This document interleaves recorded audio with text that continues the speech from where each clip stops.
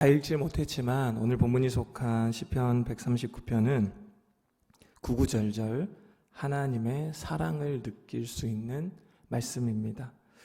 하나님의 사랑이라는 관점으로 한번 다시 시간을 내서 읽어보시기를 바랍니다.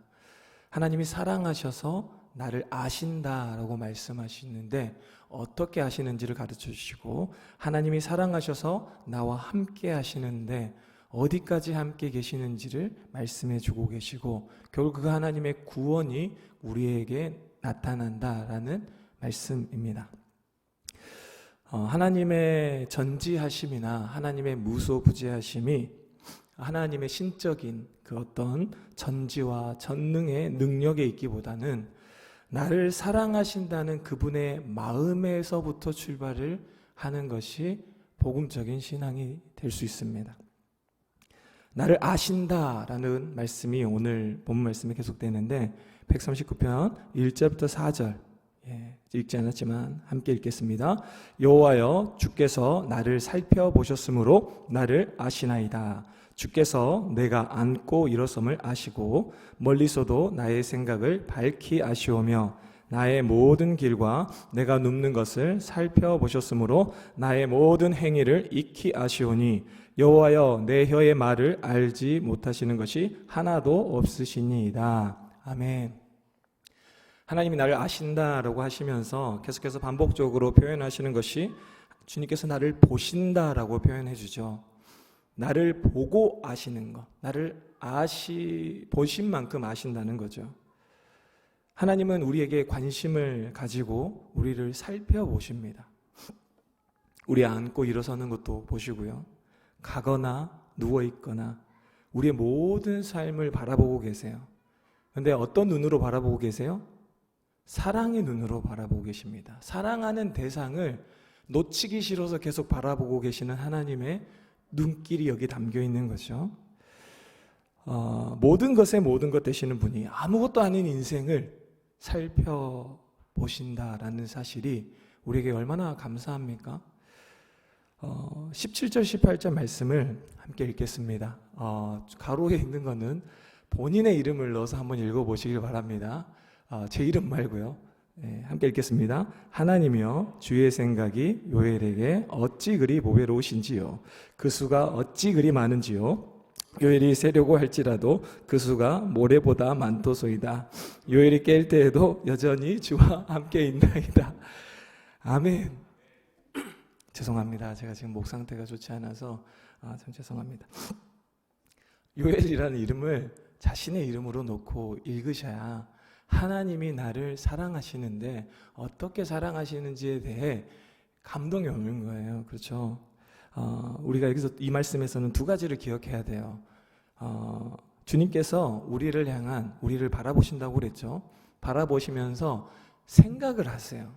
생각을 하시는데 어떤 생각을 하면서 우리의 앉고 일어섬과 들어가고 나가는 것, 우리의 눕고 걸어가는 것, 우리 모든 행위를 살펴보시는가?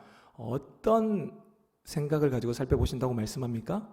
보배로운 생각이라고 말씀하세요. 여기서 보배롭다라고 하는 것은 소중하고 선한 대상을 바라보는 것을 이야기하는 거예요.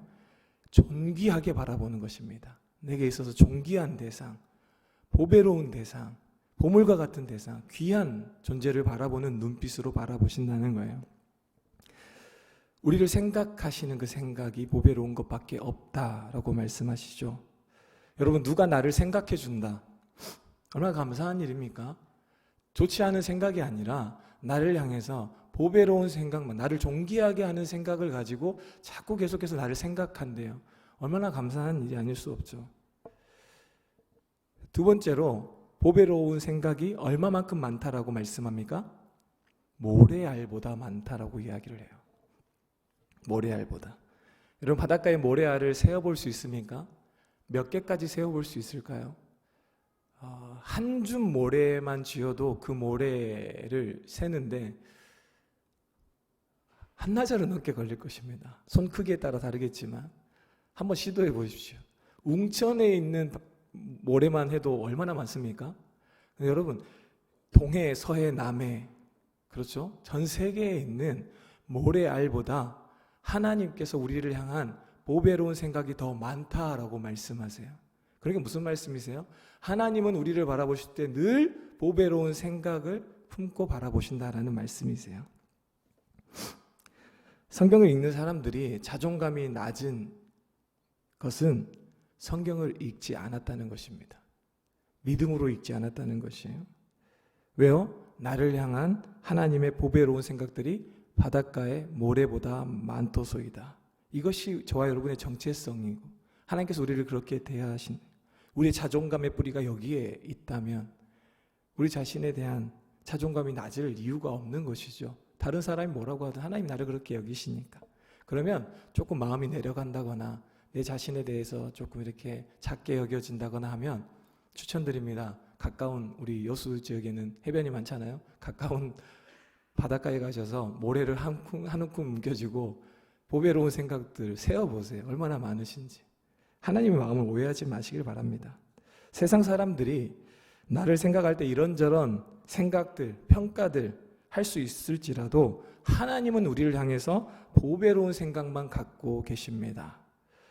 또 한 가지 오늘 시편 139편에 보면 하나님이 우리와 함께 하신다라고 말씀하세요. 하나님 우리를 사랑하셔서 우리와 함께 하십니다. 7절부터 10절까지 말씀 다시 한번 읽겠습니다. 내가 주의 영을 떠나 어디로 가며 주의 앞에서 어디로 피하리이까? 내가 하늘에 올라갈지라도 거기 계시며 수월에 내 자리를 펼지라도 거기 계시니이다. 내가 새벽 날개를 치며 바다 끝에 가서 거주할지라도 거기서도 주의 손이 나를 인도하시며 주의 오른손이 나를 붙드시리이다. 아멘. 하나님은 저 여러분이 언제 어디서든 우리가 무엇을 하든 어떤 형편과 처지이든 우리가 어떤 상태이든지 함께 하신다라고 말씀해 주셨어요. 하나님 우리가 건강하고 잘 될 때에도 함께 하시지만 무너지고 아플 때에도 함께 계십니다. 사랑의 하나님이 우리와 함께 계신다는 사실이, 하나님이 사랑하는 마음을 가지고 우리와 함께 계신다는 사실이 위로가 되시기를 바라요. 우리가 하나님의 사랑을 의심할 때가 있습니다. 언제 많이 의심하죠? 좋은 일, 잘된 일, 승승장구 탄탄대로 할 때는 의심이 잘 밀려오지 않습니다. 하나님의 사랑을 환경에 두고 상황에 두고 조건에 두고 되어지는 일들에 두면 그렇게 생각할 수 있는 것이죠. 그런데 우리는 하나님의 사랑을 자주 의심합니다. 언제요? 고난이 있을 때, 힘든 일이 있을 때, 어려운 일이 생길 때, 일이 잘 안 풀릴 때, 건강이 좋지 않을 때 하나님의 사랑을 의심하게 돼요. 더 나아가서 하나님이 우리를 힘들게 하시기를 기뻐하신다라고 생각할 수도 있어요. 에레미야 29장 11절에 이렇게 말씀하죠. 함께 읽겠습니다. 여호와의 말씀이니라 너희를 향한 나의 생각을 내가 아나니 평안이요 재앙이 아니니라 너희에게 미래와 희망을 주는 것이니라. 아멘. 이 성경 구절은 사실 죄의 결과로 고통을 겪고 있는 사람들에 대한 말씀인데 그 고통조차도 하나님은 그들에게 결국 재앙을 내리시는 것이 아니라 미래와 희망을 주고자 하는 하나님의 뜻이 더 분명하다라고 말씀해 주고 계시는 거예요.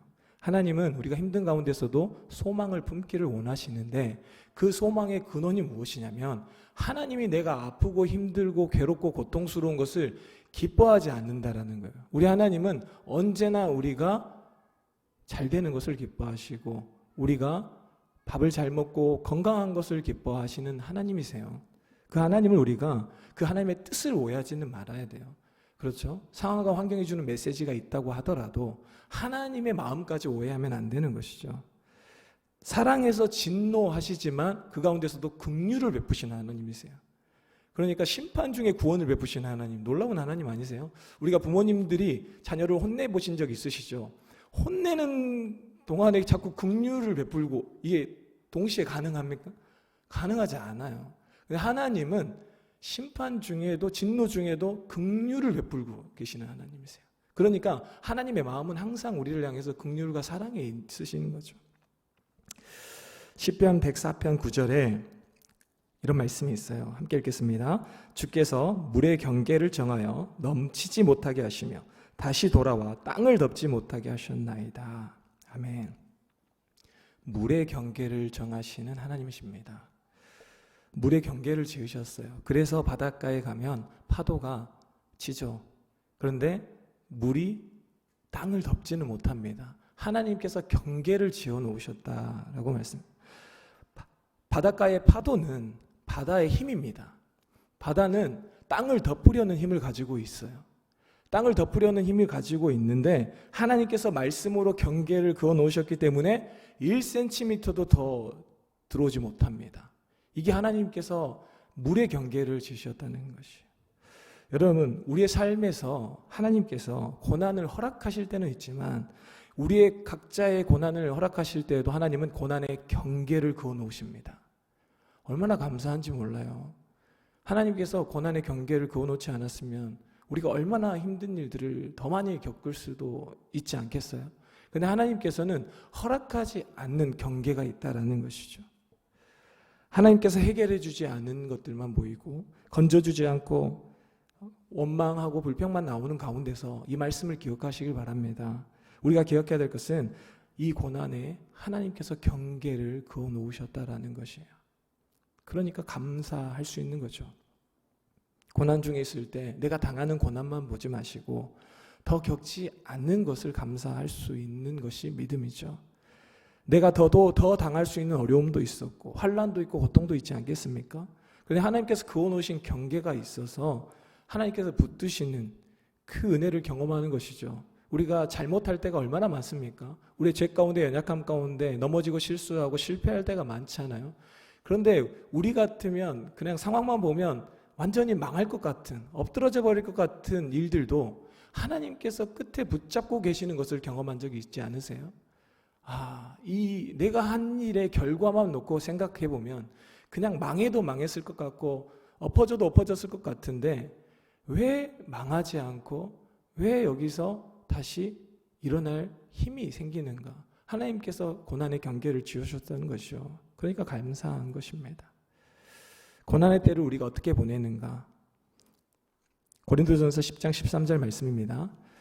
함께 읽겠습니다. 사람이 감당할 시험 밖에는 너희가 당한 것이 없나니 오직 하나님은 미쁘사 너희가 감당하지 못할 시험 당함을 허락하지 아니하시고 시험 당할 즈음에 또한 피할 길을 내사 너희로 능히 감당하게 하시느니라. 아멘. 하나님 우리를 얼마나 사랑하시는지에 대한 말씀이죠. 감당한다라는 의미는 내 힘과 능력의 범주가 아닙니다. 내 힘과 능력으로 감당할 수 있으면 그것은 고난이 아니죠. 이미 고난이라고 하는 것, 이미 고통이라고 하는 것은 내 힘과 내 능력의 범주를 넘어서서 나에게 영향을 미치는 것입니다. 그런데 여기서 감당할 시험이라는 것은 하나님께서 우리에게 감당할 힘과 능력과 은혜를 주시겠다라는 말씀입니다. 그러니까 하나님께 기도로 구하라는 말씀이세요. 감당할 수 있는 힘과 능력과 은혜는 하나님께 있으니 구하라는 거예요. 어떨 때요? 고난 중에 있을 때. 고난이 해결되지 않고 그런 상황이 나아지지 않을 때가 있습니다. 그 고난의 때를 지나가야만 해결되는 때가 있어요. 그러면 그 고난의 때를 지나가는 동안에 우리가 구해야 될 것은 무엇입니까? 감당할 힘을 구해야 되는 거예요. 고난보다 고난을 덮어버리는 은혜를 구할 수 있어야 됩니다. 고통보다 고통을 덮을 수 있는 평안을 구할 수 있어야 돼요. 외로움보다 외로움을 덮을 수 있는 하나님의 은혜를 구하는 것입니다. 하나님께서는 그것을 구하라고 말씀하세요. 고통이 없어지기만, 고난이 없어지기만, 외로움이 사라지기만을 위해서 기도하지 말고 그 가운데 하나님의 뜻이 있으니 뜻을 발견하고 하나님의 때가 차기까지는 우리가 감당할 시험이 있는데, 고난이 있는데 그 고난 중에 우리가 정말 구해서 손해보지 응답 안 될 수 없는 것은 고난을 견뎌낼 수 있는 은혜, 덮어버리는 은혜죠. 고난도 덮는 은혜, 더 큰 은혜를 구하는 것입니다. 고통도 덮어버릴 수 있는 평안, 고통을 감당할 수 있을 만한 평안입니다. 외로움도 견딜 수 있을 만한 하나님의 임재를 구하는 것이요. 마지막으로 히브리서 11장 6절 말씀 함께 읽겠습니다. 믿음이 없이는 하나님을 기쁘시게 못하나니. 아멘. 여러분, 믿음 중에 큰 믿음이 무엇입니까? 물리를 걸어다니고 죽은 사람이 부활되고 믿음입니다. 하지만 하나님이 기뻐하시는 믿음은 오늘 말씀을 나누면서 정리를 하자면 하나님이 나를 사랑하신다는 것을 믿는 것입니다. 언제 어느 때 어떤 상황에서 무슨 일을 겪더라도 그 가운데 내가 하나님이 나를 사랑하신다라는 믿음을 붙고 있으면 하나님이 기뻐하시는 믿음이요, 하나님이 원하시는 믿음이요, 하나님을 높이는 믿음이 되는 것이죠. 하나님이 변함없이 나를 사랑하신다, 나를 버리지 아니하실 것이다, 나와 동행하실 것이다, 하나님 반드시 구원하실 것이다, 하나님 반드시 선을 이루실 것이라는 그 믿음을 갖고 있는 것이 하나님을 기쁘다라고 하는 것입니다. 여러분, 예수님께서 우리의 죄를 담당하시는 이유가 무엇입니까? 우리가 예수님 믿지 않으면 지옥 간다 그러고 예수님 믿어 천국 간다 그러는데 그것도 복음입니다. 복음인데 예수님을 믿지 않아서 지옥에 가는 이유가 뭡니까? 죄 때문이죠. 그럼 예수님께서 죄를 담당하신 이유가 무엇입니까? 나를 사랑해서입니다. 나를 사랑해서예요. 그러면 무슨 의미일까요? 복음이라는 것은 하나님이 나를 사랑해서 아들을 내어주시고 예수님께서 나를 사랑하셔서 자기 자신을 내어주신 그 하나님의 사랑을 믿지 않으면 지옥에 가는 것이고 믿으면 천국에 가는 것입니다. 사랑을 믿지 못해서요. 하나님의 사랑이 예수 그리스도 안에서 십자가 위에서 확증되었다라는 믿음을 가지고 오늘도 예수 그리스도를 통한 하나님의 사랑을 의심하지 않는 저 여러분이 되기를 바랍니다.